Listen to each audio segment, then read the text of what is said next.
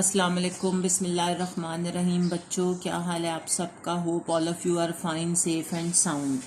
Now we are going to start our fifth lecture with you. Today we will have to see the causes of the military takeover of 12th October 1999.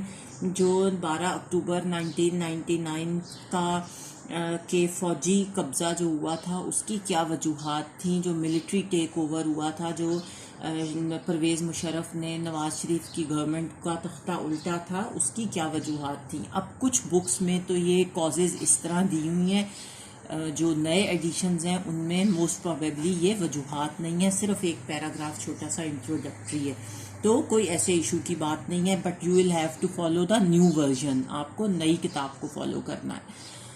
तो 12 अक्टूबर को जब जो परवेज़ मुशर्रफ था उसने ओवरथ्रू किया नवाज शरीफ की government को, तो उसके क्या कॉजेज़ थे, उसकी क्या क्या वजूहात थी. सबसे पहले तो जुडिशरी और एग्जीक्यूटिव की टेंशन थी. जुडिशरी कौन होती है? जजेस वगैरह, जो आपकी अदलिया होती है, जो कि आपके तमाम हकूक़ को, आपके तमाम मुल्क में वर्किंग को, आपके साथ कोई सिटीजन्स के साथ कोई भी जुल्म ज़्यादती ना हो, उन सबको चेक करती है, देखती है. और एग्जीक्यूटिव कौन होते हैं? एग्जीक्यूटिव वो लोग होते हैं जो मुल्क में जो कानून लेजिस्लेचर बनाती है, लॉ मेकिंग एजेंसीज़ बनाती हैं, लॉ मेकिंग अथॉरिटीज़ बनाती हैं, उनको इम्प्लीमेंट करते हैं. वो एग्जीक्यूटिव्स होते हैं जो लॉज को जो इम्प्लीमेंट करते हैं और मशीनरी को चलाते हैं, और जुडिशरी उन लॉज को प्रोटेक्ट करती है. तो क्या हुआ उस वक्त, टेंशन जो थी वो जुडिशरी में जो जजेस थे उनमें, और जो नवाज़ शरीफ की गवर्नमेंट थी उनमें शुरू हो गई. हालात बिगड़ गए, और 1997 में जब पार्लियामेंट ने जो उस वक्त की पार्लियामेंट थी उसने एक बिल पास किया, और वो बिल किस चीज़ के बारे में था कि मुल्क में स्पेशल कोर्ट्स जो हैं, स्पेशल अदालतें जो हैं वो कायम की जाएंगी, ताकि वो स्पीडी ट्रायल्स करें. जो मुल्क में केसेस हैं उनको बहुत तेज़ी के साथ वो देखें और उनका ट्रायल करें. उसके बाद रिजेक्शन ऑफ नोटिफिकेशन, और गवर्नमेंट ने रिड्यूस किया नंबर ऑफ जजेस को. सुप्रीम कोर्ट के पहले सुप्रीम कोर्ट के जजेस 17 थे, 17 से उन्होंने 12 कर दिया एक नोटिफिकेशन के ज़रिए जो सितंबर 1997 में दिया, और सुप्रीम कोर्ट ने रिजेक्ट कर दिया ये नोटिफिकेशन. और रिलेशन जो थे गवर्नमेंट के और जुडिशरी के वो और ज़्यादा टेंस हो गए और ज़्यादा ख़राब हो गए, क्योंकि गवर्नमेंट ने बग़ैर कंसल्टेशन के जुडिशरी से, बग़ैर किसी बातचीत के, बग़ैर किसी प्रायर इंफॉर्मेशन के सुप्रीम कोर्ट के जजेस की तादाद कम कर दी थी, जो 17 से 12 कर दी थी. उसके बाद जब रिमूव किया 58(2)B को, कॉन्स्टिट्यूशन की एक शिक थी 58(2)B. हमने पीछे भी पढ़ा था कि बेनज़ीर और नवाज़ शरीफ की गवर्नमेंट्स को उस वक्त के प्रेसिडेंट जो थे इसाक खान, उन्होंने ये शिक इस्तेमाल करके, सेक्शन 58(2)B इस्तेमाल करके तो पार्लियामेंट और असेंबलीज और तोड़ी थी, और प्राइम मिनिस्टर को ख़त्म कर दी थी, उनकी डिसमिस कर दिया था. तो इस शिक को ख़त्म किया नवाज़ शरीफ ने अपने साथ अपोजिशंस को मिला के, और जब नवाज़ शरीफ पावर में आए सेकंड टाइम तो उन्होंने ये शिक ख़त्म कर दी कॉन्स्टिट्यूशन में से, और पावर जो थी असेंबली के पास अब नहीं रही कि वो प्रेसिडेंट के थ्रू उसको असेंबलीज़ को तोड़ सकें. और ये शिक जो थी इसको हम कहते हैं कि उन्होंने कॉन्स्टिट्यूशन में अमेंडमेंट की थी, और 13th अमेंडमेंट के नाम से ये मशहूर है. और कुछ सियासी जमातें, कुछ सियासी हलके जो थे वो उन्होंने इसको बिल्कुल अप्रिशिएट नहीं किया, और उनको ये बात बिल्कुल पसंद नहीं आई कि प्रेसिडेंट के इख्तियारात क्यों कम किए गए हैं. इसलिए मुल्क में टेंशन जो थी वो डेवलप हो गई, पॉलिटिकल टेंशन. उसके बाद वाशिंगटन डिक्लेरेशन हुई, और ये भी एक वजह बनी झगड़े की. और जब मुल्क में, जब पाकिस्तान और इंडिया के दरमियान कारगिल के मकाम पर जो थी वो लड़ाई हो रही थी, जंग छिड़ी हुई थी जुलाई 1998 में। तो उस वक्त जो प्रेसिडेंट थे अमेरिका के, बिल क्लिंटन, उन्होंने नवाज शरीफ ने जब अमेरिका विज़िट किया तो अमेरिका के जो प्रेसिडेंट थे उन्होंने एक एग्रीमेंट नवाज शरीफ के साथ साइन किया जिसका नाम था सीज़ फायर एग्रीमेंट। इसका मतलब ये था कि जंग को ख़त्म किया जाए। सीज़ का मतलब होता है ख़त्म करना और फायर जंग, सीज़ फायर को ख़त्म किया जाए। और इसको हम वाशिंगटन डिक्लेरेशन कहते हैं। क्वेश्चन काफ़ी आता है कि व्हाट इज़ वाशिंगटन डिक्लेरेशन। इसको वाशिंगटन डिक्लेरेशन का नाम दिया गया है। और आर्मी और कौम जो थी उसको ये बात बिल्कुल पसंद नहीं आई कि क्यों ये एग्रीमेंट किया गया। उसके बाद रेजिग्नेशन ऑफ जनरल जहांगीर करामत जो था, ये भी एक वजह बनी।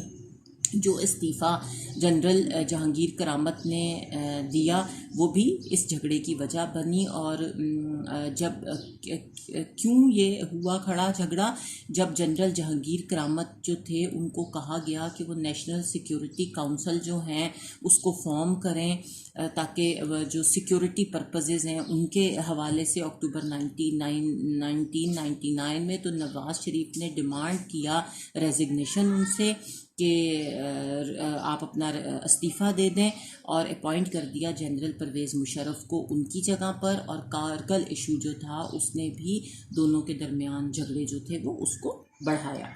उसके बाद अपॉइंटमेंट हुई जनरल ज़ियाउद्दीन की as chief of the army staff. वो भी झगड़े की, वो असल झगड़े की बुनियाद बना।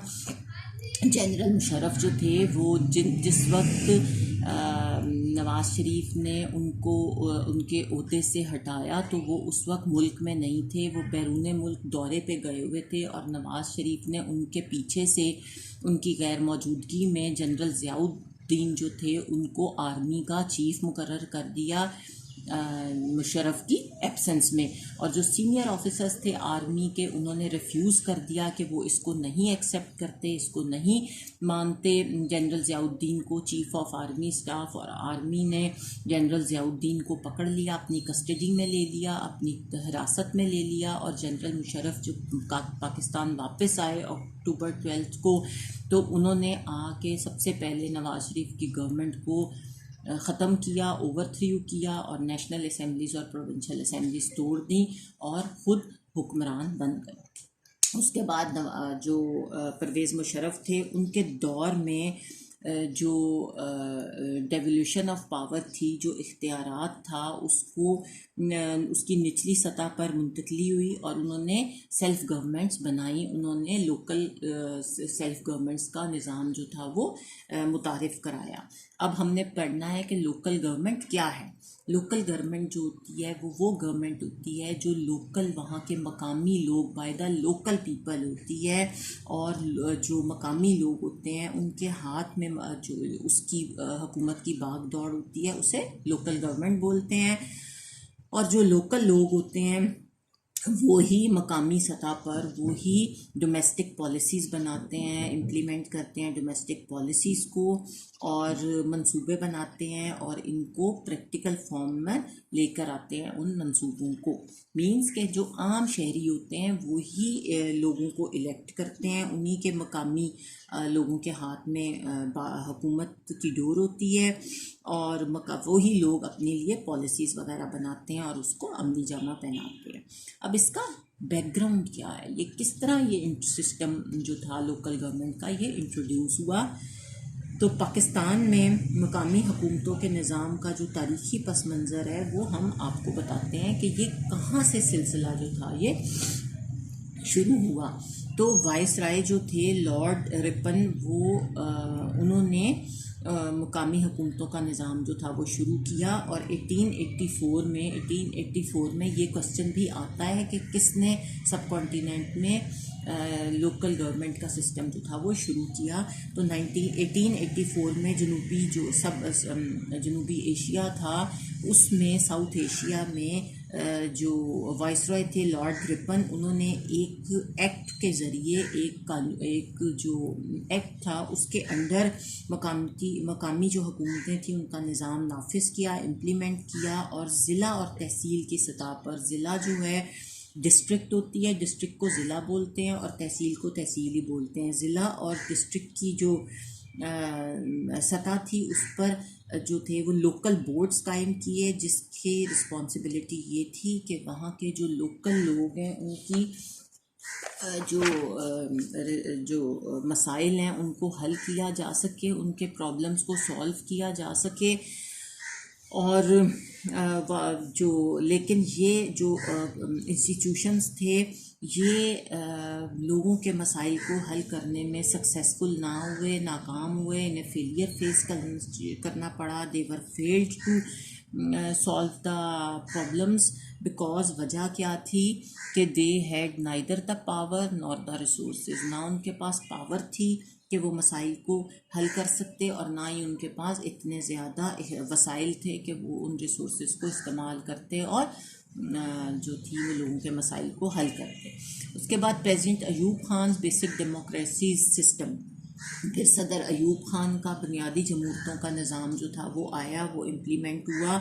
और जो प्रेसिडेंट अयूब खान थे उन्होंने बेसिक डेमोक्रेसीज़ का हुक्म जो था वो हुक्मनामा जिसे हम कहते हैं वो जारी किया 27 अक्टूबर 1959 को, 27 अक्टूबर 1959 को जो था वो जारी किया। और इसके मुताबिक पाकिस्तान जो था उसमें जो लोकल गवर्नमेंट्स थी उनका एक सिस्टम जो था उसको इंट्रोड्यूस कराया गया, जिससे हम बेसिक डेमोक्रेसीज़ के नाम से, बेसिक डेमोक्रेसी सिस्टम के नाम से याद करते हैं। और इसका एक बहुत अहम, बहुत इम्पॉर्टेंट मकसद ये था कि जो पावर्स थी, जो इख्तियारात थे, उनको लोअर लेवल पर तक मुंतकिल किया जाए और आवाम के जो लोकल लोगों के मसाइल हैं उनका बेसिक जो सल्यूशन होता है, जिसके लिए उनको बहुत अदालतों में जाना पड़ता है, वो ना जाना पड़े और वो अपने नुमाइंदों के ज़रिए अपने लोकल लेवल पर आराम से मसाइल को हल कर ले।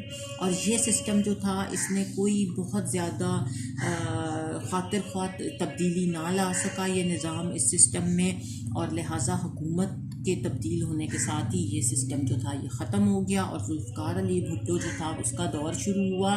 तो उसमें भी मुकामी जो हुकूमतों का सिस्टम था, मींस के ये जुल्फ़िकार अली भुट्टो के दौर में भी ये जो बेसिक डेमोक्रेसी सिस्टम था ये कामयाब ना हो सका, इसका कोई खातिर ख्वाह फ़ायदा ना हुआ। उसके बाद जनरल ज़ियाउल हक ने भी लोकल गवर्नमेंट सिस्टम जो था वो जब वो हुकूमत में आए तो उन्होंने भी इंट्रोड्यूस कराया और इसको दोबारा नाफिज करने की, इम्प्लीमेंट करने की कोशिश की। और मुकामी हुकूमतों ने इंतखाबात 2 दफ़ा कराए गए इस गवर्नमेंट को बेसिक डेमोक्रेसीज़ को इम्प्लीमेंट करने के लिए, और कोशिश की कि ये निज़ाम जो है, ये सिस्टम बेसिक डेमोक्रेसीज़ का जो है इसको बहुत ज़्यादा स्ट्रॉन्ग बेसिस के ऊपर इस्टेब्लिश किया जाए। और जो स्टेप वाइज जो थे, स्टेप बाय स्टेप जो था वो तरक्की करता रहा ये सिस्टम, मगर जो मेजॉरिटी ऑफ पब्लिक थी उसे कोई बहुत ज़्यादा इससे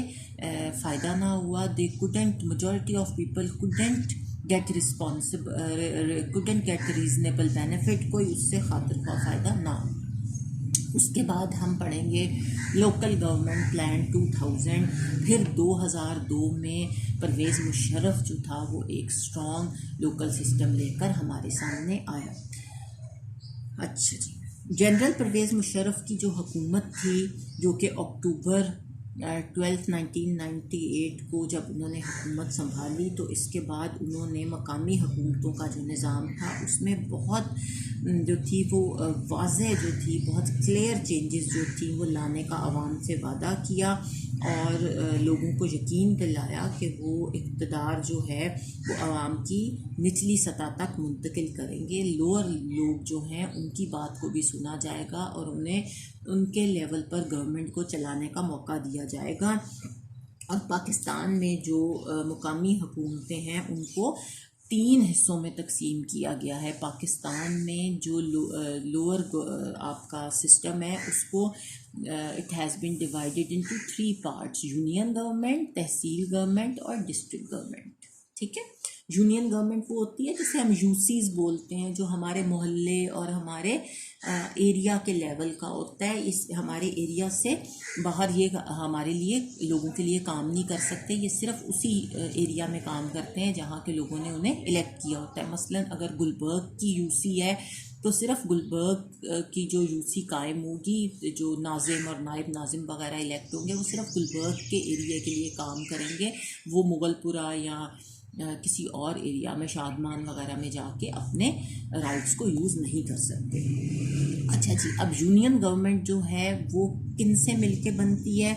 वो यूनियन नाजिम, एक नाजिम होता है यूनियन का, फिर एक नायब नाजिम होता है यूनियन का जो उसका सबॉर्डिनेट होता है, फिर यूनियन काउंसिल होती है और यूनियन एडमिनिस्ट्रेशन होती है। ये चार चीज़ें मिलके बेसिक एक यूनियन गवर्नमेंट को कायम करती हैं। और आवाम जो होते हैं, लोग जो होते हैं, वो यूनियन काउंसिल के लिए मेंबर्स को इलेक्ट करते हैं। 13 मेंबर्स जो हैं उनको इलेक्ट किया जाता है यूनियन काउंसिल में, और उनके लिए एक नाजिम होता है, एक नायब नाजिम होता है, 4 मर्द जनरल काउंसलर्स होते हैं और 4 फीमेल जनरल काउंसलर्स होती हैं, और 2 मेल जो फार्मर्स होते हैं, मजदूर होते हैं, वो भी लेबर काउंसलर्स में होते हैं, और 2 फीमेल फार्मर्स होती हैं या लेबर काउंसलर्स होती हैं जो इसमें इंक्लूडेड होती हैं, और एक मेंबर जो है उसे हम माइनॉरिटी काउंसलर से लेते हैं। इकलियती काउंसलर जो है उसका एक मेंबर भी इसमें शामिल होता है। और इनका काम क्या होता है, ये क्वेश्चन भी आता है कि जो यूनियन गवर्नमेंट है उसका काम क्या होता है, उनकी ड्यूटी क्या होती है। यूनियन काउंसिल में सिक्योरिटी अरेंजमेंट्स अपने जो ड्यूटी होती है यूनियन काउंसिल की, उसमें होता है कि अपने एरिया की, अपने बाउंड्री के अंदर जो इलाका है उसकी सिक्योरिटी का इंतज़ाम करें, उसकी अंदर सिक्योरिटी को देखें कि कहीं सिक्योरिटी को कोई ख़तरा तो नहीं है। फिर अपने इलाके की तरक्की और खुशहाली के लिए प्रोग्राम्स बनाएं और मकामी सतह पर टैक्स लगाएं और जो बुनियादी नौइयत के जो केसेस होते हैं, जो बेसिक केसेस होते हैं, उनको क्रिमिनल और जो ख़ानदानी झगड़ों के ऊपर या लैंड्स, ज़मीनों और फैमिली के जो डिस्प्यूट्स वगैरह होते हैं उनके तनाज़ात जो है उनको हल करें। उसके बाद दूसरे नंबर पे आती है तहसील गवर्नमेंट। जो तहसील गवर्नमेंट होती है वो क्या करती है, उसका क्या काम होता है? तहसील हुकूमत जो होती है उसमें क्या कौन कौन शामिल होते हैं? तहसील नायब होता है, फिर एक नायब तहसील नाजिम होता है जो कि उसका असिस्टेंट होता है, उसको सबॉर्डिनेट करता है, फिर एक तहसील काउंसिल होती है और एक तहसील एडमिनिस्ट्रेशन होती है। ये भी कंप्राइज ऑफ 4 डिपार्टमेंट्स। और तहसील जो नाजिम होता है और नायब नाजिम होता है जो उसका सबॉर्डिनेट होता है, उसकी मिनिमम क्वालिफ़िकेशन जो होती है वो क्या होती है कि उसने कम से कम मैट्रिक किया हो, कम से कम वो मैट्रिक हो। और इनका जो ये इलेक्ट होते हैं यूनियन काउंसलर्स की मौजूदगी में ये इलेक्ट होते हैं। तमाम यूनियन काउंसलर्स का प्रेजेंट होना ज़रूरी होता है। जो तमाम यूनियन काउंसलर्स होते हैं वो हों तो इनको इलेक्ट किया जाता है। और तहसील नाजिम और तहसील हुकूमत का जो इंतज़ामी सरबराह होता है, जो आपका तहसील का नाजिम होता है, वो जो आपकी तहसील गवर्नमेंट होती है उसका एडमिनिस्ट्रेटिव हेड होता है, वो हेड होता है, उसने सबको देखना होता है। अब तहसील काउंसिल जो है, जो कि ये तहसील काउंसिल जो है वो तहसील काउंसिल में तहसील के तमाम यूनियन काउंसिलों के नायब नाज़मीन शामिल होते हैं। जितनी जो तहसील काउंसिल बनती है, तहसील काउंसिल होती है, उसमें उस तहसील के जितने भी यूनियन काउंसिलें होती हैं, एक तहसील के अंदर जितनी भी यूनियन काउंसिलें आती हैं, यूनियन काउंसिल छोटी होती है, तहसील बड़े लेवल की होती है, ज़्यादा एरिया को कवर करती है। तो जितनी भी यूनियन काउंसिलें होती हैं उनके जितने भी नायब नाजिम होते हैं वो सब उस तहसील में शामिल होते हैं तहसील काउंसिल में। और तहसील काउंसिल में 33% सीट्स जो हैं वो औरतों के लिए होती हैं, 5% सीट्स जो हैं वो किसानों और मज़दूरों के लिए होती हैं, और 5% सीट्स जो हैं वो माइनॉरिटीज़ के लिए होती हैं। उसके बाद जो तहसील हुकूमत है वो जो आपकी तहसील हुकूमत होती है वो उसका सरबराह जो होता है वो तहसील नाज़िम होता है। जो आपका तहसील का नाज़िम है, तहसील का नाज़िम है, वो आपकी तहसील हुकूमत का सरबराह होता है। और तहसील नाज़िम के अंडर, तहसील नाज़िम के अंडर एक जो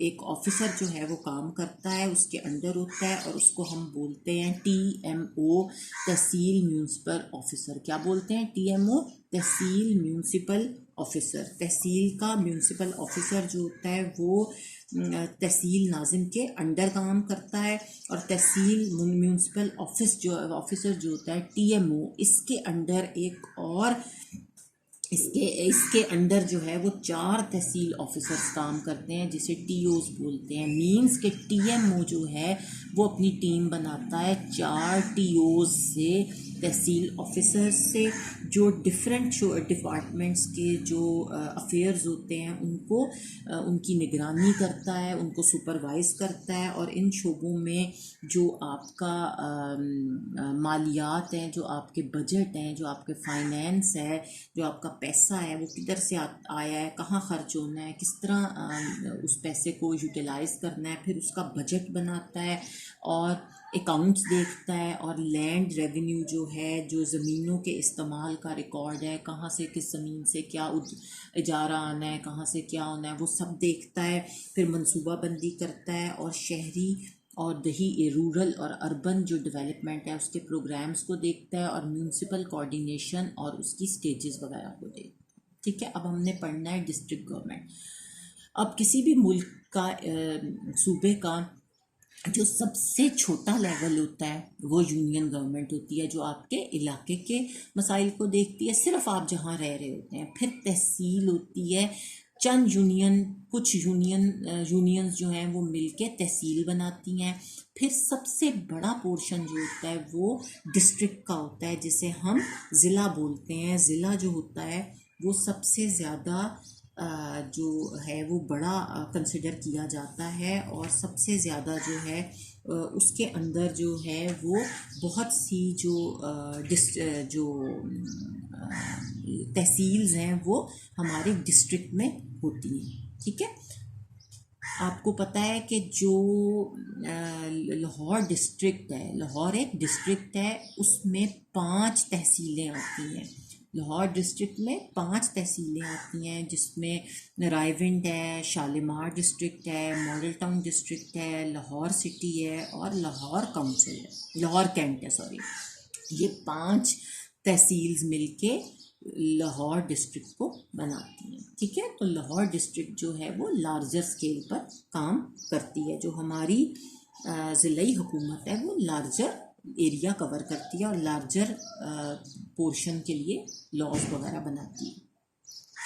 अब जो ज़िलाई हुकूमत है उसमें क्या होता है, उसमें ज़िलाई नाज़िम होता है, फिर एक नायब नाज़िम होता है जो उसका सबॉर्डिनेट होता है, फिर ज़िला काउंसिल, और उसी तरह जो इसकी फॉर्मेशन है ज़िला इंतज़ामिया होती है, एडमिनिस्ट्रेशन होती है डिस्ट्रिक्ट की। और एक ज़िले के अंदर तमाम यूनियन काउंसिल्स के जो नाज़िम ज़िला काउंसिल में शामिल होते हैं। तमाम जो हमारी यूनियन काउंसिलों के जो नाज़िम हैं वो ज़िला काउंसिल में शामिल होते हैं। मतलब इस एरिया, ये जो छोटे लेवल पर जितने भी नाज़िम जो हैं वो बने हैं वो सारे इसमें रिप्रेजेंट करते हैं। और ज़िला काउंसिल की कुल तादाद जो है वो 33% हिस्सा औरतों के लिए, 16% सीट्स जो हैं वो हमारे फार्मर्स और लेबरर्स के लिए, और 5% सीट्स जो हैं वो रिज़र्व होती हैं फॉर माइनॉरिटीज़, जो अक़लियतें हैं, जो हमारी कम तादाद में लोग जो हैं, जो एरियाज़ हैं, जो मेजॉरिटी तो है ना मुसलमान, हम ज़्यादा तादाद में, तो जो कम तादाद में मज़ाहिब के लोग हैं वो उनके लिए 5 सीट्स रिज़र्व होती हैं।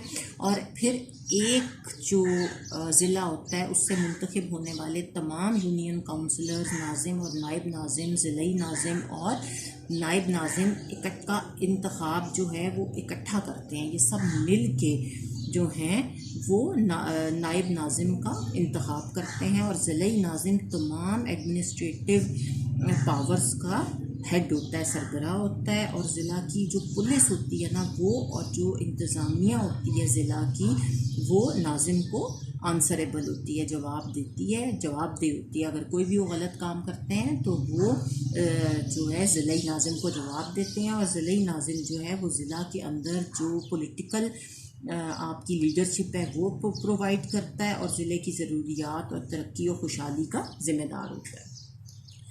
उसके बाद ज़िले के जो ज़िला है उसका जो इंतज़ाम होता है, उसका जो एडमिनिस्ट्रेशन होती है ज़िले की, वो किसके थ्रू होती है? डीसीओ के थ्रू होती है, जिसे हम डिप्टी कमिश्नर बोलते हैं, डिस्ट्रिक्ट कोऑर्डिनेशन ऑफिसर बोलते हैं। और जो राब्ता ऑफिसर कहलाता है, इंतज़ामी ज़िलाई राब्ता ऑफिसर कहलाता है। और ज़िले की जो एडमिनिस्ट्रेशन होती है वो डिफरेंट डिपार्टमेंट्स पर, डिफरेंट महकमों पर मुश्तमिल होती है। डिफरेंट डिपार्टमेंट्स जो हैं वो उससे मिलकर बनती है और हर डिपार्टमेंट का जो हेड होता है वो ज़िलाई एग्जीक्यूटिव ऑफिसर कहलाता है। उसे EDO बोलते हैं, एग्जीक्यूटिव डिस्ट्रिक्ट ऑफिसर। और ज़िलाई इंतज़ामिया जो है ज़िले के लिए रूल्स एंड रेगुलेशंस बनाती है, कवायद व ज़वाबित बनाती है डिस्ट्रिक्ट के लिए। और फिर जब उनको मुख्तलिफ़ प्रोग्राम्स और बजट बनाकर ज़िला नाज़िम और ज़िला कौंसलर को अप्रूवल के बाद इस पर जो है वो अमल दरामद शुरू करती है। और ज़िले के अंदर, डिस्ट्रिक्ट के अंदर जो भी वफाकी और सूबाई कवानीन पर अमल दरामद करवाती है ये EDO। और ज़िलाई हुकूमत जो है वो उसको ज़िलाई टैक्स की फ़हरिस्त के मुताबिक टैक्स लगाने और टैक्सों में कमी बेशी करने का राइट भी जो है वो है। मींस कि वो जो गवर्नमेंट है उसके पास ये पावर होती है कि वो टैक्स इम्पोज भी कर सकती है, लगा भी सकती है, उसको बढ़ा भी सकती है और कम भी कर सकती है।